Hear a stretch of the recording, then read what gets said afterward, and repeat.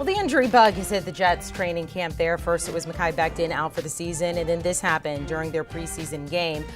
Zach Wilson, now in his second year, going down with a knee injury. It would later be diagnosed as a torn meniscus. He is also dealing with a bone bruise. The Jets, unaware of how bad initially it would be. He is now in LA getting prepped for surgery tomorrow.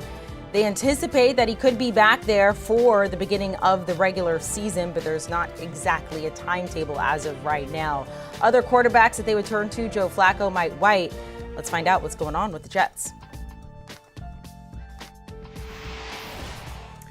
Let's welcome in NFL insider Jonathan Jones and two-time Super Bowl champ Bryant McFadden here. JJ, we'll start with you. What's the latest that you can tell us when it comes to Zach Wilson? Yeah, so Zach Wilson's going to have that surgery, that procedure on his knee. Amanda, you talked about it. It was the bone bruise, and it was the meniscus tear. And so the initial timeline was 2 to 4 weeks. But there was a lot of caution after that started leaking out, and it was, hey, the doctors could get into the knee. They could find anything. That timeline could be extended. So 2 weeks is the best case scenario, B-Mac. That I don't think it's going to be 2 weeks, but even if you have in the real world, what is the best case scenario? Week 1 is very much in jeopardy for Zach Wilson and the Jets. And so Joe Flacco is very much ready to take over as a starting quarterback. Spoke with him earlier today where he said, listen, the regular season isn't waiting around on us, and we have about 3.5 weeks to go ahead and get ready. So Zach Wilson getting that surgery today. We will see what the results of that surgery ultimately are, and then the Jets will be able to better determine how much time exactly Zach Wilson will be missing. B-Mac, let me ask you this. I mean, what is your concern level with this injury for the Jets for the beginning of the season, for the rest of the season when it comes to Zach Wilson? I mean, are you fairly concerned about it right now, or are you, like most of us, we're just going to have to wait and see? I'm very concerned for two reasons. Number one, the knee injury for a quarterback, for a young quarterback, is always a concern because mobility is something that Zach Wilson needs to rely on because he's an athletic quarterback and not becoming extremely comfortable in the pocket just yet. We will oftentimes see him evade the pocket, get out, and make things happen similar to what happened on that injury. Number two, he's a guy that needs reps. These are very, very important reps. This week, they have a joint practice schedule for the Falcons. They play the Falcons this upcoming Monday night. These are significant reps for him mentally and physically where he can get improve in being a better passer in the pocket and being able to orchestrate this offense to the best of his ability. But with him being out, he's not getting any reps. So me personally, this is a very, very big issue for the New York Jets because I'm with JJ. I don't expect to see Zach Wilson participate in week 1. And if you're the New York Jets also, you don't want to rush him back into action because that could actually provide another leeway of having another significant injury to his legs. All right, so JJ, I'll start with you here, and BMAC, you can follow the practice that you guys have been able to see. What are some of your biggest takeaways? Again, JJ, we'll start with you. Well, first of all, I'd really love to see this offensive line as in what will ultimately be its week 1 iteration. They just signed Dwayne Brown. That became official at the start of practice today. He was out there in his jersey but did not participate in practice. Hopefully that will happen later on. George Fant, who had slid over from right tackle to left tackle when Mekhi Becton was the right tackle, well, now Fant is back over at right tackle. We saw Dwayne Brown and Fant talk a lot during practice off to the side. Elijah Vera-Tucker, of course, he was the left guard last year. Now he's at right guard. But the Jets feel very good, even though there's a lot of change and a lot of switching happening, they feel very good about where this offensive line is. Also, Tyler Conklin, the tight end. I know a lot of people are going to be talking about C.J. Uzomah, and for very good reason because of what he has done in his career, certainly with the Cincinnati Bengals. But Tyler Conklin is a guy, I'm told he hasn't dropped a pass all camp long, and so he's going to be a guy. But if you were focused on these Jets with Joe Flacco at quarterback, I'm looking at a whole bunch of short to intermediate routes. I'm looking because he's a guy, he's a veteran who's going to get the football out quickly.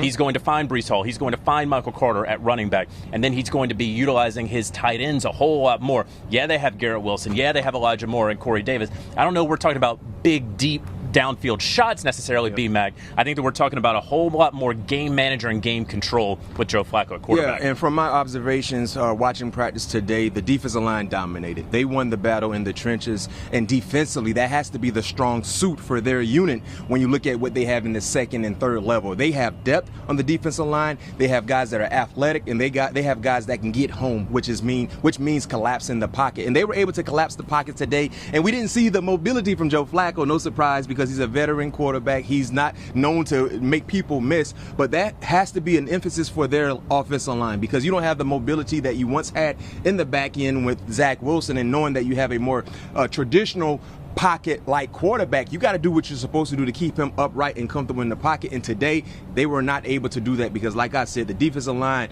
they were phenomenal today. JJ, you mentioned the Jets officially signing Dwayne Brown there, losing Mekhi Becton. Big age gap. Mekhi Becton only 23 years old. Dwayne Brown may be a 5-time Pro Bowler. He is 36 years old. How much can he help fill the void left behind by Becton?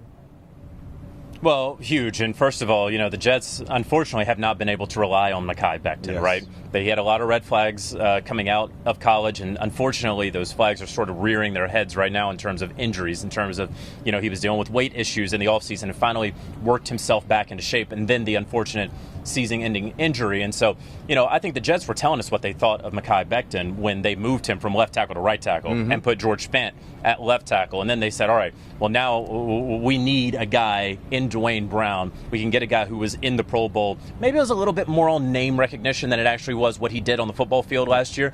But, as one of our friends likes to say, you don't win a church raffle to be a Pro Bowler. And so they believe in Dwayne Brown. But, again, they want to get him out there on the field. This week of practice, B-Mac, you talked about it with the joint practices with the Atlanta Falcons. It's going to tell them so much about this team because in talking with sources here, they learned a whole lot about themselves last year when they had the joint practice against the Packers. And they got whooped by the Packers, and they said, well, that's a championship caliber team in Green Bay. But then a week or two later, they faced the Philadelphia Eagles out here in joint practices. I was there for that.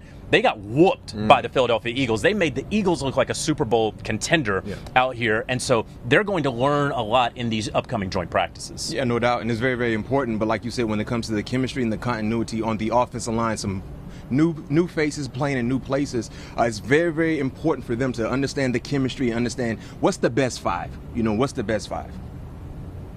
When it comes to their first preseason game, of course, the bad news there, losing Zach Wilson with that knee injury. They did manage to beat the Eagles. JJ, we'll start with you. Maybe some things you were looking for. We got to see Robert Saleh in his new role. What else was your takeaway from that first game? Well, I mean, the biggest takeaway was, of course, Zach Wilson getting injured, and they didn't plan on having Flacco out there. They wanted to get Mike White and Chris Strebler plenty of reps. Well, now they're going to be getting plenty of reps. But what you want to see, again, moving forward with the Falcons, you want to see a team that is going to dominate an Atlanta Falcons team. That's what I want to see from them moving forward because they have to say, all right, Zach Wilson isn't coming back the rest of this month. He's not coming back before Labor Day. Probably won't be there week one. And so it's all about how you move forward and you have those new pieces that we talk about on the offensive line. Yeah, the defense won. And a lot of times, B-Mac, in a lot of camps I've been at, the defense is winning a lot of times because, the offensive linemen can't really do what they would like to do necessarily out here at these practices. And so the joint practices where you can have your ones against somebody else. And listen, it was chippy out here. Yes, and it's been chippy out here. Jermaine Johnson was involved in a little bit of a scrum and scuffle out here, their first round pick. One of the three. And so Robert Saleh likes that sort of intensity. He wants these guys. He doesn't like when Quincy Williams is taking a terrible shot on the sideline at Jalen Hurts, right? And he doesn't like these guys being on the ground.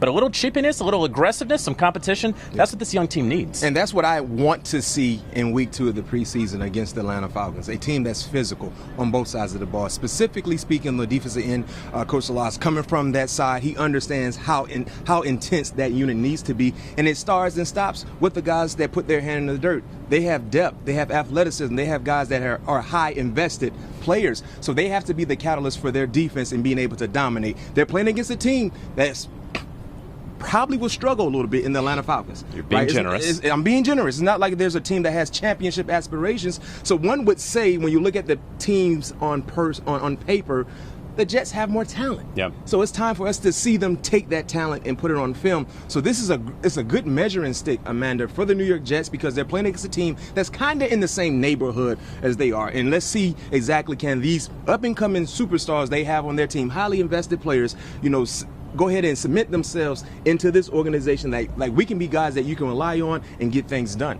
So let's look beyond the preseason. I want to look at the first 4 games of the season for the Jets because they face all 4 AFC North teams to begin the season. They host the Ravens, at Browns, host Bengals, at Steelers there. That is not an easy way, B-Mac, to begin this season. How do you think the Jets fare? Can they come away with a win in any of those? Repeat that again. The first 4 you have Ravens. The Ravens. They're hosting the Ravens, at Browns, host Bengals, at Steelers. So they have the AFC North gauntlet. All of them. And without Zach Wilson for at least 1 week and probably 2 and maybe 3. That's tough. That's a tough way to start. And like you said, not having your young quarterback playing against defenses that can get after the quarterback, and you have a more stationary guy. You talk about the Baltimore Ravens. We know that they're going to blitz. We know they're going to blitz. We know what Pittsburgh and T.J. Watt will do, Cam Hayward and the crew. You got Cleveland, Myles Garrett, Jadeveon Clowney. You got Cincy. Wow. That's a tough stretch. That's a tough stretch. Especially without your quarterback. Without your quarterback. And we're here on the campus, right? Atlantic Health Jets Training Center, and I got to be mindful of what I say and how loud I say it. Yeah, these walls. They treat us real good here. They do. They fed me good and everything. But did you get me something? You were still working. I'm sorry. Okay. I got done early. Amanda, I may say 1 and 3. Can they get one? They can get one. They can get one. The AFC North isn't what it was when you were playing in it. It's still tough. It's tough. JJ, Still which tough. one? Which one is that, JJ? Is it the Steelers?